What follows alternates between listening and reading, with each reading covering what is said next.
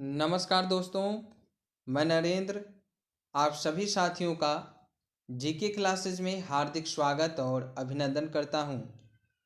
साथियों, मैं आशा करता हूं कि आप और आपका परिवार स्वस्थ और सकुशल होंगे और आपकी पढ़ाई जो है वो नियमित तरीके से बहुत ही शानदार तरीके से चल रही होगी।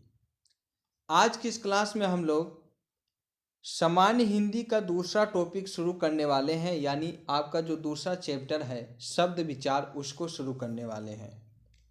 तो मेरे जो भी भाई बहन या मेरे जो भी साथी यूपी बीएड प्रवेश परीक्षा की तैयारी कर रहे हैं, सभी लोग जल्दी से क्लास में जुड़ जाएं और अपने सभी मित्रों, अपने सभी दोस्तों में क्लास को शेयर कर दें। सभी लोग जुड़ जाएं, है ना। एक बार आप लोग शेयर कर दीजिए क्लास को, है ना। जोड़ तोड़ से एक बार शेयर कर दीजिए ताकि सभी लोग जो है क्लास में जुड़ जाएं। उसके बाद हम लोग शब्द विचार, आज का हमारा दूसरा टॉपिक है, इसको हम लोग शुरू करेंगे।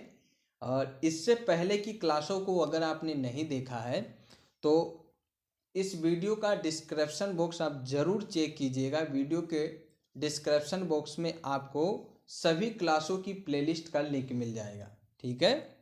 तो वहाँ से जा कर के आप क्लासों को देख सकते हैं। और अभी तक हमने वर्ण विचार को डिस्कस किया। वर्ण विचार में हम लोगों ने वर्ण के बारे में बात किया है, वर्णमाला के बारे में बात किया है, स्वर क्या होते हैं, व्यंजन क्या होते हैं, इन सभी के बारे में हम लोगों ने विस्तार से चर्चा किया है, ठीक है। और बहुत जल्द ही आप सभी साथियों के लिए वर्णमाला का मैं एक सेट भी लेकर आ रहा हूँ, जिसमें हम लोग वर्णमाला से संबंधित महत्वपूर्ण प्रश्नों को डिस्कस करेंगे जो आपके यूपी बीएड एग्ज़ाम में पूछे गए हैं और जिस प्रकार के प्रश्न आ सकते हैं, ठीक है। तो इन सभी चीज़ों को हम लोग अगली क्लास में डिस्कस करेंगे और बहुत ही जल्दी मैं आपके लिए क्लासें लेकर आ रहा हूँ। और चलिए हम लोग शुरू करते हैं। आज का जो हमारा टॉपिक है शब्द विचार, इसके बारे में क्लास की शुरुआत करूँ उससे पहले आप सभी साथियों से विनम्र निवेदन है और सभी भाई बंधु से रिक्वेस्ट है कि जल्दी से आप लोग चैनल को सब्सक्राइब कर लीजिए और जो चैनल का बेल आइकन है उसको प्रेस कर दीजिए ताकि न्यू और लेटेस्ट नोटिफिकेशन आपको समय के अनुसार मिलता रहे, है ना। सभी क्लास का जो शेड्यूल है वो आपको पता चलता रहे, इसलिए आप बेल आइकन को ज़रूर प्रेस कीजिए। क्लास को अगर आपको पसंद आता है तो क्लास को लाइक कर दीजिए और अपने सभी मित्रों में शेयर कर दीजिए। कमेंट बॉक्स में कमेंट करके ज़रूर बताइएगा कि क्लास आपको कैसा लगा, या आपका कोई भी प्रश्न है, आपका कोई भी डाउट है तो निश्चित तौर पे आप कमेंट कीजिए साथियों, है ना। हम आपकी बात को ज़रूर रखेंगे और आपके जो भी डाउट होंगे उनको दूर करने का प्रयास करेंगे। तो एक बार शेयर कर दीजिए सब लोग, है ना। अभी तक भैया कोई क्लास में नहीं आया है, एक बार आप शेयर कर दीजिए क्लास को। देखिए ये रिकॉर्डेड क्लास है, ऐसा नहीं है कि लाइव है, लेकिन फिर भी आप लोग ज़्यादा से ज़्यादा संख्या में देखने का प्रयास कीजिए। ये सब आप ही के लिए है ना। और इस क्लास में बिल्कुल बेसिक से सभी चीज़ों को मैं आपको बताऊंगा, ठीक है। चलिए, आपका ज़्यादा समय लिया उसके लिए क्षमा चाहता हूँ। चलिए हम लोग क्लास की शुरुआत करते हैं। तो कुछ बेसिक चीज़ों को हम लोग बात करेंगे जो पिछले कक्षाओं में हमने पढ़ा है, पिछली क्लासों में हमने देखा है ना। हमने अभी तक पढ़ा है साथियों कि जो भाषा की सबसे छोटी इकाई होती है वो होती है आपकी वर्ण, जिसे हम लोग ध्वनि भी कहते हैं, ठीक है। अब यहाँ पे भाषा के बारे में भी बात कर सकते हैं। भाषा का हमने पढ़ा है, जो आपने पहले क्लास अगर नहीं देखा होगा तो पहली क्लास को ज़रूर देखिएगा। भाषा साथियों वो साधन है, भाषा वह माध्यम है जिसके आधार पे हम अपने विचारों को, अपने भावों को दूसरों के सामने भली भांति प्रकट कर सकते हैं और दूसरों के विचारों और भावों को स्पष्टतया समझ सकते हैं, ठीक। और इस माध्यम का जो सबसे छोटी इकाई है वो है आपका ध्वनि, या जिसे हम वर्ण कहते हैं, ठीक। यहाँ पे भी आपका कन्फ्यूजन होगा, उससे मैं दूर कर देता हूँ। कन्फ्यूजन ये रहता है कि वर्ण ध्वनि ये क्या बता रहे हैं गुरुजी, है ना। तो साथियों जो लिखित रूप होती है, भाषा की सबसे छोटी लिखित रूप आपकी वर्ण कहलाती है और भाषा की सबसे छोटी मौखिक रूप आपकी ध्वनि कहलाती है। क्लियर है? जो हम लोग बोलते हैं वो आपका मौखिक रूप होता है, जब तक कि उसे आप लिख न दे वो लिखित रूप नहीं होगा, है ना। तो भाषा की सबसे छोटी इकाई जो होती है वो वर्ण या ध्वनि होती है। भाषा के 3 अंग होते हैं। आपने पढ़ा होगा, पिछली कई क्लासों में हमने इसके बारे में डिस्कस किया है कि भाषा के 3 अंग होते हैं, वर्ण होता है, शब्द होता है और वाक्य होता है। भाषा के कितने अंग होते हैं साथियों? 3 अंग होते हैं, वर्ण होता है, शब्द होता है, वाक्य होता है। इन्हीं 3 अंगों से भाषा का निर्माण होता है। इन्हीं 3 अंगों के माध्यम से हम लोग अपने विचारों को, अपने भावों को प्रकट करते हैं। ठीक। वर्ण के बारे में बात करें तो वर्ण जो है वह है छोटी सी छोटी ध्वनि जिसके और टुकड़े न किए जा सके, वर्ण कहलाता है। ठीक है, समझ रहे होंगे आप लोग। जिसके हम लोग टुकड़े नहीं कर सकते वो क्या कहलाता है? वर्ण कहलाता है। शब्द की बारे में बात करें तो जब कई सारे शब्दों से मिलकर शब्द कह दिया, मैं क्षमा चाहता हूँ, कई सारे वर्णों को मिलाकर जब एक नया शब्द या एक नया वर्णों का समूह बनाया जाता है उसे शब्द कहते हैं। आगे हम लोग इसके बारे में डिस्कस करने वाले हैं। ठीक है। वाक्य आप लोग जानते हैं, कई सारे शब्दों से मिलाकर वाक्यों का निर्माण किया जाता है और वाक्य ही एक ऐसा माध्यम है जिसके द्वारा हम लोग अपने विचारों को प्रत्यक्ष रूप से प्रकट करते हैं। समझ में आ गया? तो भाषा के 3 अंग होते हैं, वर्ण, शब्द, वाक्य। अर्थ के आधार पर, यहां से नोट कर लीजिएगा, आपके लिए बहुत ही शानदार प्रश्न है ये, है ना। अर्थ के आधार पे भाषा की 2 इकाई होती है साथियों। अब आप कहेंगे ऐसे कैसे? तो जो ये आपका वर्ण होता है इसका कोई अर्थ नहीं होता है, ये आपका अर्थहीन होता है। ये आपका अर्थहीन होता है, इसका कोई अर्थ नहीं होता है। वर्ण के कोई अर्थ नहीं होते हैं। तो अर्थ के आधार पे यदि बात करें, अर्थ के आधार पे भाषा की 2 इकाई होती है, एक होता है शब्द और एक होता है वाक्य। अर्थ के आधार पे भाषा की 2 इकाई होती है, एक होता है शब्द और एक होता है वाक्य। मैंने आपको बताया था कि शब्द और अर्थ का बहुत गहरा संबंध होता है। शब्द जहां होगा वहां अर्थ निश्चित तौर पे होगा, अन्यथा वो अर्थ नहीं कहलाए, अन्यथा वो शब्द नहीं कहलाएगा, अन्यथा वो मात्र ध्वनि कहलाएगी। तो अर्थ और शब्द का बहुत घनिष्ठ संबंध होता है साथियों। और वाक्य का भी बहुत गहरा संबंध होता है अर्थ से, क्योंकि वाक्य जो होता है वो कई सारे शब्दों से मिलकर बनता है। तो अगर आपसे पूछा जाए कि अर्थ के आधार पे भाषा की कितनी इकाई होती है, तो 2 इकाई होती है, शब्द और वाक्य होती है। आई बात समझ में? चलिए आगे बढ़ते हैं। और अर्थ के आधार पे भाषा की जो सबसे छोटी इकाई होती है वो शब्द होती है। अर्थ के आधार पे भाषा की सबसे छोटी इकाई शब्द होती है ना। वाक्य तो बड़ा होता है क्योंकि वाक्य में बहुत सारे शब्द होते हैं, लेकिन शब्द आपका छोटा होता है अर्थ की दृष्टि से। तो ये कुछ बेसिक बातें थे जो इस चैप्टर की शुरुआत करने से पहले आपको पता होनी चाहिए, इसलिए मैंने आपको बता दिया। एक बार मैं फिर से इन चीज़ों को रिवाइज कर रहा हूँ, आप ध्यान से सुनिएगा। भाषा की सबसे छोटी इकाई वर्ण या ध्वनि होती है। भाषा के 3 अंग होते हैं, वर्ण, शब्द, वाक्य, है ना। और अर्थ के आधार पे भाषा की 2 इकाई होती है, शब्द और वाक्य। अर्थ के आधार पे भाषा की सबसे छोटी इकाई शब्द होती है। ठीक। तो हमने बात किया है कि अर्थ के आधार पे भाषा की सबसे छोटी इकाई शब्द होती है। अब इस शब्द के बारे में हमको इस क्लास में डिस्कस करना है। हम लोगों को इस शब्द के बारे में इस क्लास में डिस्कस करना है, और जो हमारा आज का टॉपिक है वो यही है, शब्द क्या है, शब्द विचार क्या होता है। ठीक। चलिए अब हम लोग बात करते हैं शब्द के बारे में। ठीक है। शब्द शब्द जिसे अंग्रेजी में वर्ड कहते हैं, WORD, वर्ड। वर्ड मीन्स शब्द। क्या होता है शब्द? वर्णों के मेल से बने स्वतंत्र एवं सार्थक ध्वनि को शब्द कहते हैं। वर्णों के मेल से बने स्वतंत्र एवं सार्थक ध्वनि को शब्द कहते हैं। सार्थक मतलब जिसका अर्थ उसके साथ में जुड़ा हो।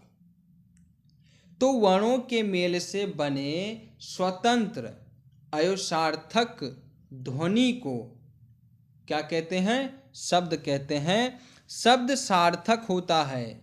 शब्द क्या होता है? सार्थक होता है।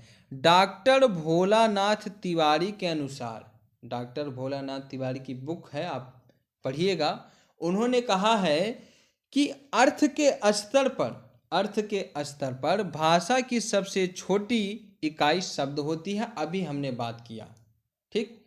तो डॉक्टर भोलानाथ तिवारी कहते हैं कि अर्थ के स्तर पे देखा जाए तो भाषा की सबसे छोटी इकाई जो होती है वो शब्द होती है।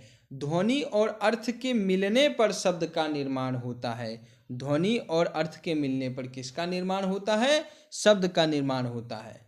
तो हमने देखा कि वर्णों के मेल से बने स्वतंत्र एवं सार्थक ध्वनि को शब्द कहते हैं। शब्द जो होता है वो सार्थक होता है। जैसे पवन, आम, विद्या, पानी, हाथी, लड़का, नारी, किंतु, आदमी इत्यादि। ये सभी आपके शब्द हैं क्योंकि इनका एक निश्चित अर्थ है। पवन का एक निश्चित अर्थ है। पवन मीन्स क्या होता है? हवा भी होता है, किसी का नाम भी हो सकता है। बजरंगबली का नाम है पवन, है ना। आम, आम से आपको पता चल रहा है आम एक फल है ना, एक फल है। विद्या, विद्या आप जानते हैं, है ना। पानी, पानी पीने का होता है। हाथी एक जानवर है। लड़का, है ना, लड़का। नारी, किंतु, आदमी, इन सभी का एक निश्चित अर्थ है साथियों। नारी में किसी महिला के बारे में बात हो रहा है, आदमी किसी पुरुष के बारे में, लड़का किसी लड़के के बारे में बात हो रहा है, हाथी एक जानवर है, पानी पीने का होता है। तो इनके पीछे एक निश्चित अर्थ है। तो ये सभी क्या हैं? शब्द हैं। तो हमने क्या देखा कि वर्णों के मेल से बने स्वतंत्र और सार्थक ध्वनि को शब्द कहते हैं। शब्द जो होता है वो सार्थक होता है। ध्वनि और अर्थ के मिलने पर ही शब्द का निर्माण होता है। देखिए पवन की अगर बात करें तो इसमें देखिए पावन वा धन ना, पा धन वा धन ना, पवन, है ना। इसमें देखिए कितने वर्ण मिले हैं? एक वर्ण, दो वर्ण, तीन। इन तीनों वर्णों के मिलने से क्या बना है? शब्द बना है। और इन तीनों में भी वर्ण है। पा में देखें तो आपका आधा पै हलंत वाला पै, है ना, मतलब पै में हलंत लगता है।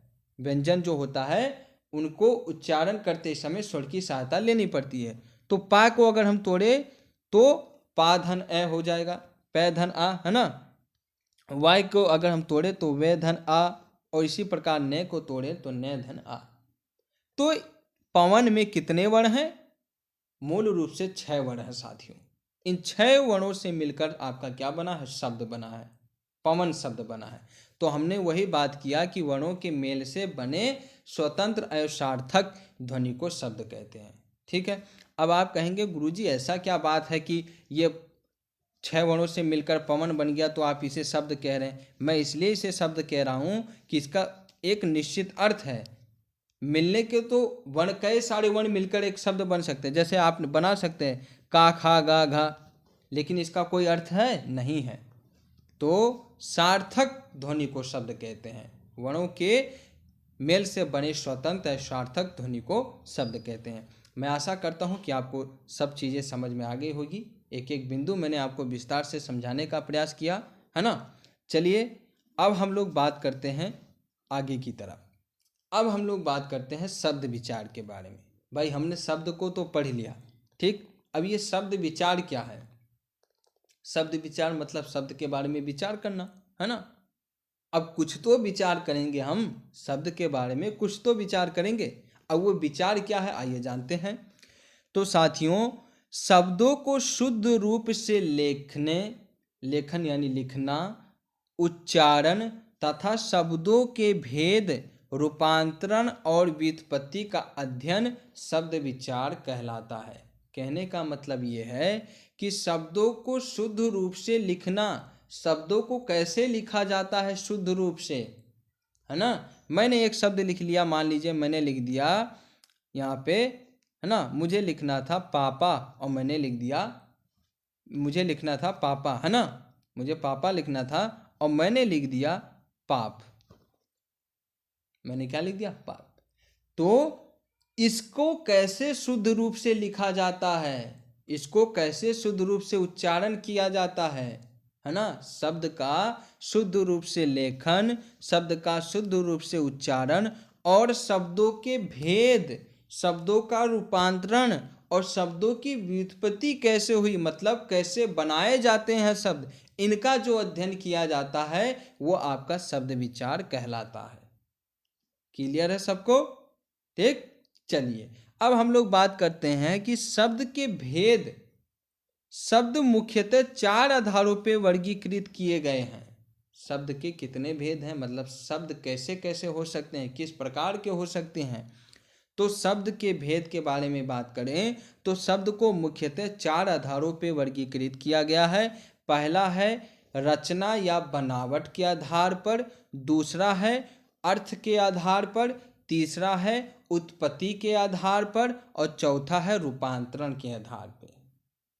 इन्हीं 4 आधारों पे शब्दों को विभाजित किया गया है और इस क्लास में हम लोग केवल रचना या बनावट के आधार पे शब्दों का विभाजन देखेंगे। बाकी 3 आधार हम लोग अगली क्लास में देखेंगे। ठीक है, चलिए अब हम लोग बात करते हैं कि रचना या बनावट के आधार पे शब्द के प्रकार कितने हैं।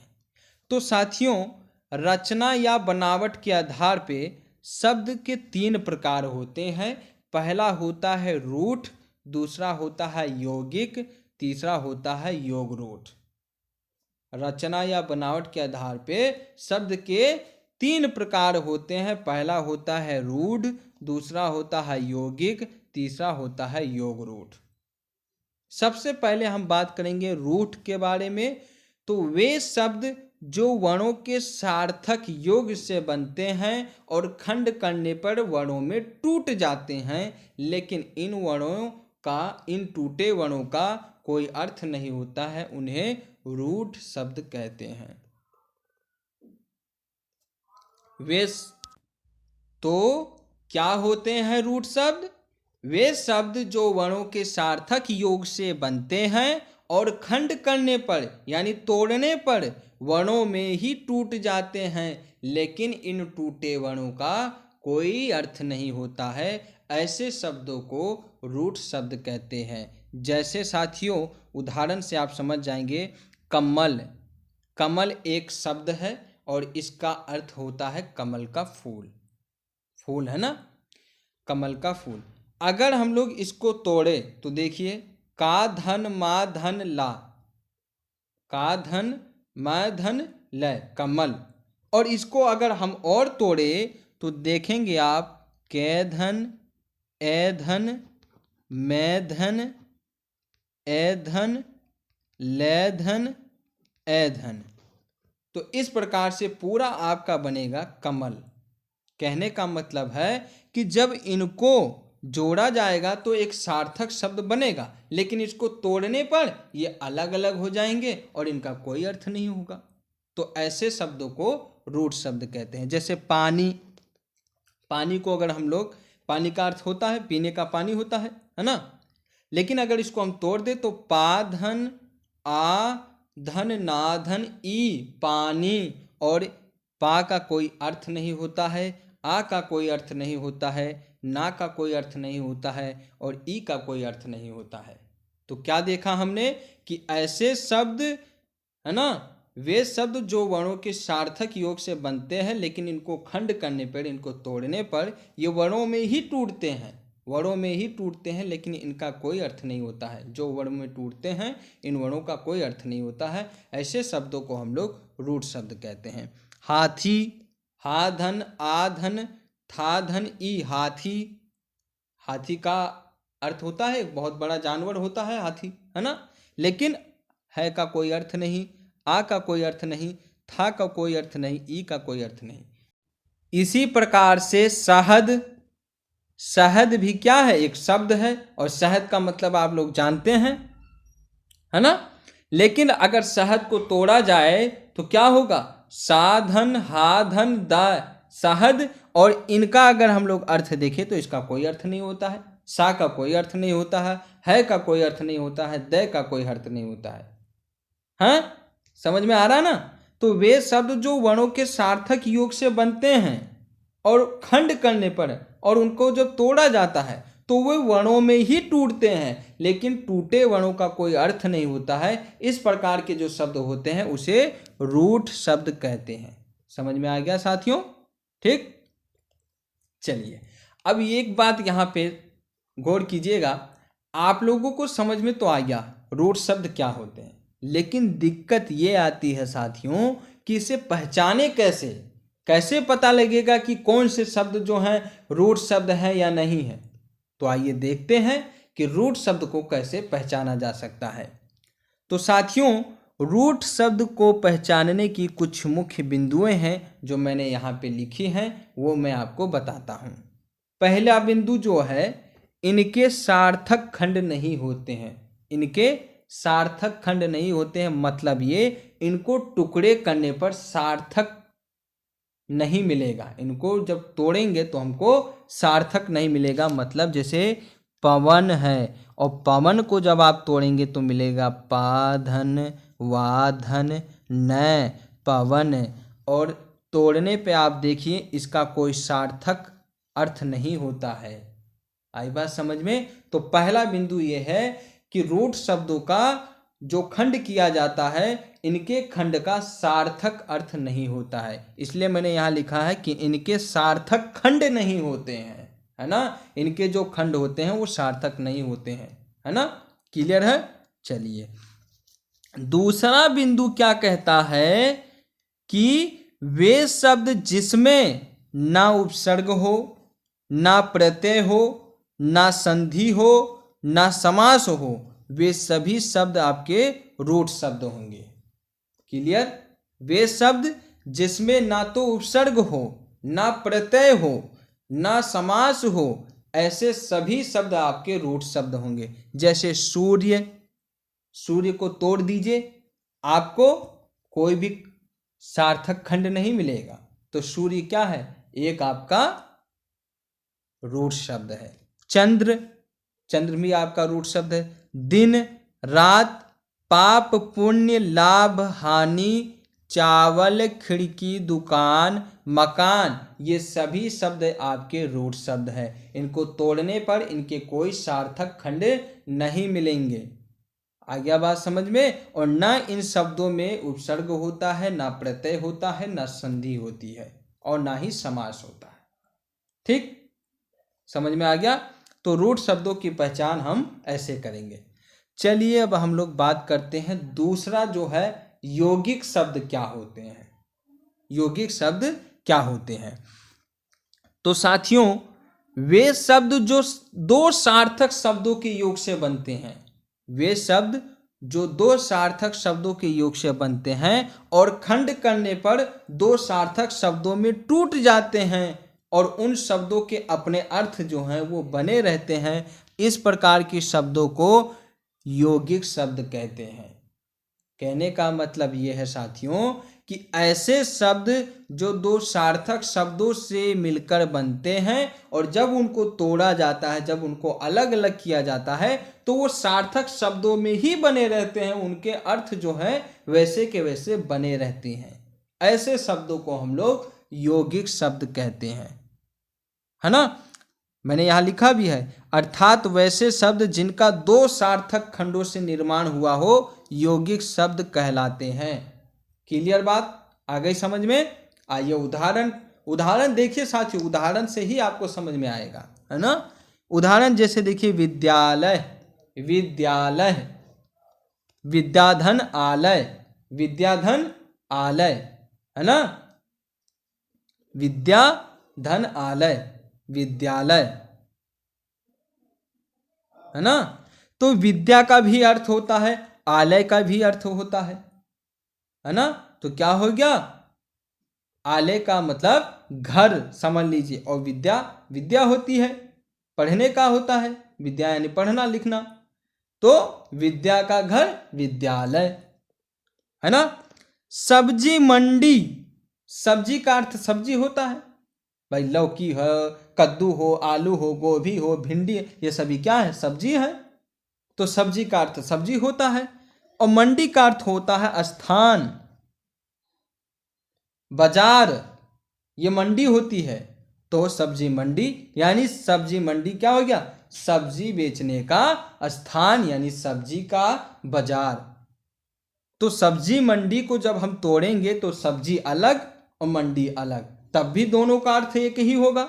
सब्जी का अर्थ सब्जी होगा, है ना, और मंडी का अर्थ स्थान होगा, सब्जी मंडी बाजार होगा। तो ऐसे शब्द जो दो सार्थक शब्दों से मिलकर बनते हैं और जब इनको तोड़ा जाता है तो दो सार्थक शब्दों में ही टूटते हैं और उन सभी सार्थक शब्दों के अपने अर्थ बने रहते हैं। ऐसा नहीं है कि पुस्तकालय, देखिए पुस्तक प्लस आलय, पुस्तकालय पुस्तक का घर या पुस्तक रखने का स्थान, है ना, पुस्तकालय। अब पुस्तकालय को देखिए, पुस्तकालय को तोड़ेंगे तो कैसे तोड़ेगा, पुस्तक धन आलय, पुस्तक धन आलय। पुस्तक का मतलब पुस्तक होती है, किताब होता है, और आलय का मतलब मैंने आपको बताया रखने का स्थान, घर या, है ना। तो ऐसा तो है नहीं कि पुस्तकालय को जब तोड़ेंगे तो पुस्तक का अर्थ कुछ और हो जाएगा, पुस्तक का अर्थ सब्जी हो जाएगा, ऐसा तो होगा नहीं, पुस्तक का अर्थ पुस्तक ही रहेगा। तो मेरे कहने का मतलब यही है साथियों कि जब ऐसे दो सार्थक शब्द को मिलाकर ऐसे शब्द बनाए जाते हैं कि उनका जब तोड़ा जाए, जब उनको खंड किया जाए तो वो दो सार्थक शब्दों में ही प्राप्त हों और उनके अर्थ बने रहें, ऐसे शब्दों को यौगिक शब्द कहते हैं। धर्मशाला, धर्म प्लस शाला, है ना, ये सभी शब्द आपके क्या हैं, यौगिक शब्द हैं। क्लियर, आ गई बात समझ में, ठीक। अब फिर वही बात, आपको समझ में तो आ गया, लेकिन इसको पहचानेंगे कैसे, इसकी पहचान कैसे करें, तो आइए देखते हैं कि यौगिक शब्दों को कैसे पहचाना जा सकता है। तो इसके लिए भी मैंने कुछ मुख्य बिंदु लिखे हैं। इसमें पहला बिंदु है कि इनके सार्थक खंड होते हैं। बिल्कुल सही बात, यौगिक शब्दों के सार्थक खंड होते हैं। जैसे मैंने अभी आपको बताया, सब्जी मंडी, सब्जी मंडी को जब हम तोड़ेंगे तो दो भागों में तोड़ेगा, ये एक बनेगा आपका सब्जी, और सब्जी का अर्थ होता है सब्जी, और मंडी, मंडी का मतलब हो गया स्थान या बाजार, जहाँ पे सब्जी की दुकान लगती है, जहाँ पे सब्जी की बाजार लगती है ना। तो इसके साथ में जो भी जोड़ दीजिए, सब्जी की जगह पे अगर मैं धान जोड़ देता हूँ तो धान मंडी, जहाँ पे धान बेचा जाता है, जहाँ पे धान का स्थान है, जहाँ पे धान का बाजार लगता है ना।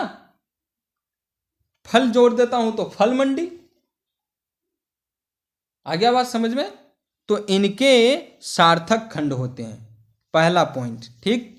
चलिए दूसरा बिंदु क्या कहता है कि वे सभी शब्द जिसमें उपसर्ग, प्रत्यय, संधि और समास, समास में भी केवल बहुव्रीहि समास को छोड़कर सभी समास हो, वे सभी शब्द आपके यौगिक शब्द होंगे। वे सभी शब्द जिसमें उपसर्ग हो, प्रत्यय हो, संधि हो और समास में केवल बहुव्रीहि समास ना हो, बाकी सभी समास हो, ऐसे शब्दों को क्या कहते हैं, यौगिक शब्द कहते हैं, ठीक। जैसे मित्रता, पढ़ता, विद्यालय, न्यून, पवन, प्रदेश, प्रहार, नीतिवान इत्यादि, ये सभी शब्द क्या हैं आपके, ये सभी शब्द यौगिक शब्द हैं, है ना। ये सभी शब्द क्या हैं आपके, यौगिक शब्द हैं। तो आई होप साथियों आपको समझ में आ रहा होगा कि यौगिक शब्द की पहचान कैसे कर सकते हैं हम। पहला बिंदु कहता है कि इसके सार्थक खंड होंगे। दूसरा बिंदु कहता है कि वे सभी शब्द जिसमें उपसर्ग हो, प्रत्यय हो, संधि हो और समास में केवल बहुव्रीहि समास ना हो, बाकी सभी समास हो। वे सभी शब्द आपके यौगिक शब्द होंगे। समझ में आ गया? चलिए अब हम लोग बात करते हैं योग रूट के बारे में। योग रूट शब्द क्या होते हैं? वे शब्द जो दो शब्दों से मिलकर बनते हैं और उनके एक से अधिक अर्थ होते हैं, जिसमें से हम एक अर्थ लेते हैं बाकी को छोड़ देते हैं, उन्हें योग रूट शब्द कहते हैं। मतलब ये कि जब वे शब्द जो दो शब्दों से मिलकर बनते हैं और उनके एक से अधिक अर्थ होते हैं, है ना, एक अर्थ नहीं होगा, बहुत सारे अर्थ होंगे, लेकिन उनमें से केवल हम एक अर्थ को लेते हैं, बाकी सभी को छोड़ देते हैं, ऐसे शब्दों को योग रूट शब्द कहते हैं। अर्थात सरल शब्दों में कहा जाए तो वैसे शब्द जो यौगिक होते हैं किंतु अपने सामान्य अर्थ का त्याग कर विशेष अर्थ ग्रहण कर लेते हैं, ऐसे शब्दों को योग रूट शब्द कहते हैं। आई बात समझ में? वे शब्द जो दो शब्दों से मिलकर तो बनते हैं और उनके एक से अधिक अर्थ होते हैं, बहुत सारे अर्थ होते हैं, लेकिन उनमें से केवल हम विशेष अर्थ को लेते हैं और बाकी सभी को छोड़ देते हैं, ऐसे शब्दों को योग रूट शब्द कहते हैं। जैसे जलज। जैसे जलज, जलज का अर्थ होता है पानी में जन्मा। और पानी में क्या क्या जन्म लेता है? पानी में कमल जन्म लेता है, यानी कमल का फूल, कुमुदनी, शैवाल, मछली, काई, ये सभी पानी में ही तो जन्म लेते हैं। लेकिन हम इन सभी को छोड़ देंगे, केवल कमल को लेंगे। क्यों? क्योंकि जलज जो है वो कमल का पर्यायवाची शब्द है ना? क्या है? पर्यायवाची शब्द है। तो इसलिए जलज, जलज का हम क्या अर्थ लेंगे? यहाँ पे कमल लेंगे, कुमुदनी नहीं लेंगे, शैवाल नहीं लेंगे, मछली नहीं लेंगे, काई नहीं लेंगे, केवल कमल लेंगे। क्यों? क्योंकि जलज का जो कमल है, कमल का पर्यायवाची शब्द होता है जलज। ठीक है? तो जलज का अर्थ होता है पानी में जन्मा, और पानी में अमीबा भी जन्म लेता है। तो क्या हम अमीबा लेंगे? जलज का नहीं लेंगे, क्योंकि जलज जो है वो कमल का पर्यायवाची शब्द है ना? ऐसे ही एक शब्द है वीणा पाणी। वीणा पाणी मतलब जिसके हाथ में वीणा हो, जिसके हाथ में वीणा हो वो वीणा पाणी कहलाता है। और इसको अगर हम लोग तोड़े तो देखिए वीणा धन पाणी, वीणा धन पाणी, वीणा पाणी। अब मेरे हाथ में वीणा होगा तो क्या मैं वीणा पाणी हो जाऊंगा? बिल्कुल हो जाऊंगा। लेकिन वीणा पाणी से हम लोग जानते हैं माता सरस्वती की बात कही जाती है, इसलिए वीणा पाणी की हम लोग सरस्वती को, माता सरस्वती का अर्थ लेंगे, मेरा अर्थ नहीं लेंगे, आपका अर्थ नहीं लेंगे। वैसे तो इसका अर्थ है कि जिसके हाथ में वीणा वो वीणा पाणी, तो सभी को हम नहीं लेंगे। वीणा पाणी का एक विशेष अर्थ है, माता सरस्वती की बात हो रही है, इसलिए हम लोग केवल माता सरस्वती का अर्थ लेंगे, बाकी सभी अर्थों को छोड़ देंगे। आगे बात समझ में? इसी प्रकार से मुरलीधर, मुरली प्लस मुरलीधन धर, मुरलीधर, मुरलीधर का अर्थ होता है जिसके पास मुरली हो या जो मुरली रखता हो। तो मैं मुरली रखा तो मेरा नाम मुरलीधर हो गया, आपने रखा तो आपका नाम मुरलीधर हो गया, है ना? कोई और दूसरा रखता है तो उसको भी हम क्या कहेंगे? मुरलीधर कहेंगे। लेकिन साथियों, मुरलीधर केवल हम लोग कृष्ण कन्हैया, हमारे कान्हा जी को कहते हैं, इसलिए आपको नहीं लेंगे, मुझे नहीं लेंगे, केवल कान्हा जी को लेंगे। यहाँ पे केवल कान्हा जी, कृष्ण कन्हैया का अर्थ आता है, इसलिए मुरलीधर केवल उन्हीं को लेंगे, बाकी जो भी अर्थ होगा उसको छोड़ देंगे। तो मेरे कहने का मतलब यही है साथियों कि वे सभी शब्द जो दो शब्दों से मिलकर बनते हैं और उनके एक से अधिक अर्थ होते हैं, बहुत सारे अर्थ होते हैं, लेकिन हम उनमें से केवल विशेष अर्थ को लेते हैं, बाकी सभी को छोड़ देते हैं, ऐसे शब्दों को योग रूट शब्द कहते हैं साथियों। आ गया बात समझ में?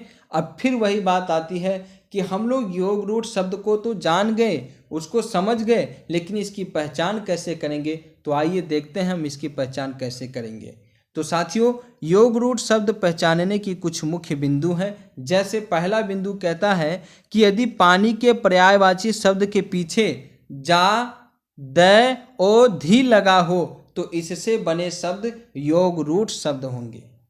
पहला, पहला बिंदु क्या कहता है कि यदि पानी का जो पर्यायवाची शब्द है उसके पीछे यदि जा लगा है, दा लगा है या धी लगा है तो ऐसे बने सभी शब्द आपके योग रूट शब्द होंगे। जैसे जलद, नीरज, अंबुज, है ना। तो क्या जलद, नीरज, अंबुज आदि ये सभी क्या होंगे आपके योग रूट शब्द होंगे। जल, जल का अर्थ होता है पानी और दय का अर्थ होता है देने वाला, पानी देने वाला। अब पानी देने वाला क्या क्या हो सकता है? तालाब भी हमें पानी देता है, कुआं भी हमें पानी देता है, नदी से भी हमें पानी मिलता है, नल से भी हमें पानी मिलता है। तो ये क्या सभी जलद हो जाएंगे? नहीं, क्योंकि जलद का एक अर्थ और भी होता है बादल। बादल का पर्यायवाची शब्द है जलद, इसलिए हम लोग जलद का अर्थ जो है वो बादल लेंगे, है ना। आ गया समझ में? चलिए दूसरा बिंदु कहता है कि जितने भी उपनाम और उपाधियां हैं वो सभी आपके योग रूट शब्द होते हैं। जितने भी नाम और उपाधियां हैं वो सभी आपके क्या होते हैं? योग रूट शब्द होते हैं। जैसे भारत, तेंदु, नेताजी, आजाद, ये सभी शब्द क्या होंगे? योग रूट शब्द होंगे।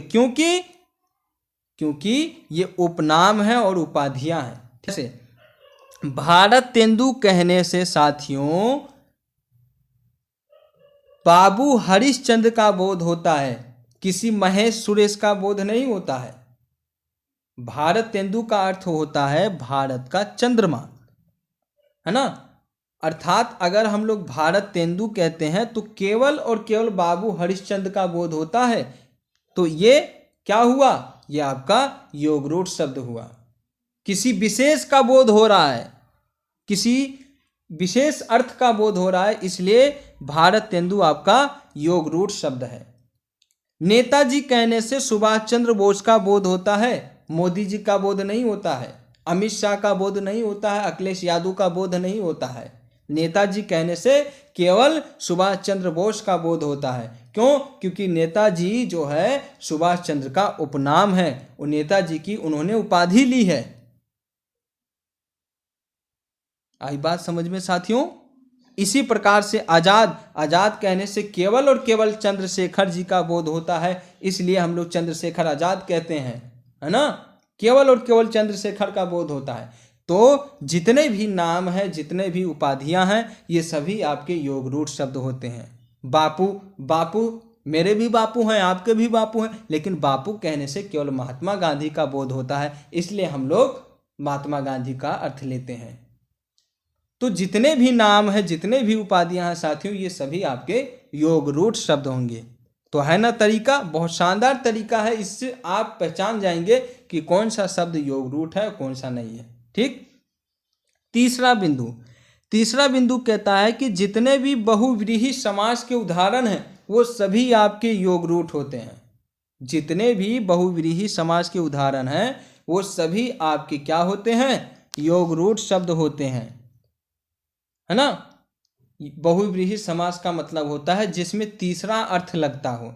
दशानन, दशानन जिसके 10 आनन यानी जिसके 10 सिर हो, और 10 सिर किसके होते हैं? केवल और केवल रावण के होते हैं, इसलिए उसे दशानन कहा जाता है। और दशानन आपका क्या है? योग रूट है। लंबोदर, लंबा है पेट जिसका, लंबा है उदर जिसका, उदर यानी पेट, जिसका पेट लंबा है। तो पेट तो आपका भी लंबा हो सकता है, मेरा भी लंबा हो सकता है, लेकिन लंबोदर कहने से केवल भगवान श्री गणेश का बोध होता है साथियों, इसलिए लंबोदर आपका क्या होगा? योग रूट शब्द होगा। चक्रपाणी, शूलपाणी, दामोदर, श्वेतांबर, पीतांबर, कामायानी, वीणापाणी आदि ये सभी शब्द आपके क्या हैं? योग रूट शब्द हैं। कौन से शब्द हैं? योग रूट शब्द हैं। तो आई होप साथियों आपको समझ में आ गया होगा कि योग रूट शब्द की पहचान कैसे किया जा सकता है, रूट शब्द की पहचान कैसे करेंगे, यौगिक शब्द की पहचान कैसे करेंगे, इन सभी बिंदुओं पे हमने चर्चा किया। ठीक है, तो आज की इस क्लास को यहीं समाप्त करते हैं और समय हो चुका है, आपकी अगली क्लास शुरू होने वाली है, तो हम लोग इस क्लास को यहीं समाप्त करते हैं। अगली क्लास में हम लोग बात करेंगे उत्पत्ति के आधार पे, अर्थ के आधार पे शब्दों का क्या भाग है, कितने भाग है, किस किस रूप में विभाजित किया गया है, ये सभी चीज़ें हम लोग अगली क्लास में डिस्कस करेंगे। ठीक है, तो मैं आशा करता हूँ मेरे प्यारे मित्र, मेरे प्यारे दोस्तों, कि आपको ये क्लास बहुत पसंद आई होगी। अगर आपको ये क्लास पसंद आया है तो क्लास को लाइक कर दीजिए, अपने सभी साथियों, अपने सभी मित्रों में शेयर कर दीजिए, ताकि वो भी इस क्लास का भरपूर आनंद उठा सके और अपनी तैयारी कर सके, है ना। तो इसी उम्मीद और इसी आशा के साथ मैं आप सभी को अलविदा कहता हूँ। अलविदा तो नहीं कह सकते, लेकिन यह है कि अब इस क्लास की समाप्ति चाहता हूँ। फिर मिलते हैं अगली क्लास में। तब तक के लिए आप सभी मित्रों का, आप सभी दोस्तों का बहुत बहुत धन्यवाद। धन्यवाद आपका। इसी प्रकार आप हमारे साथ जुड़े रहिए, अपना स्नेह और प्रेम बनाए रखें। हम आप सभी के लिए और भी अच्छे क्लास लेकर आएंगे और भी मेहनत करेंगे, ताकि आप अपनी तैयारी अच्छी तरीके से करें और आपका जो भी गोल है, आपका जो भी ड्रीम है, आपका जो भी सपना है, आप उसे प्राप्त कर सकें। ठीक है, तो आप सभी साथियों का बहुत बहुत धन्यवाद। Thank you very much. जय हिंद, जय भारत।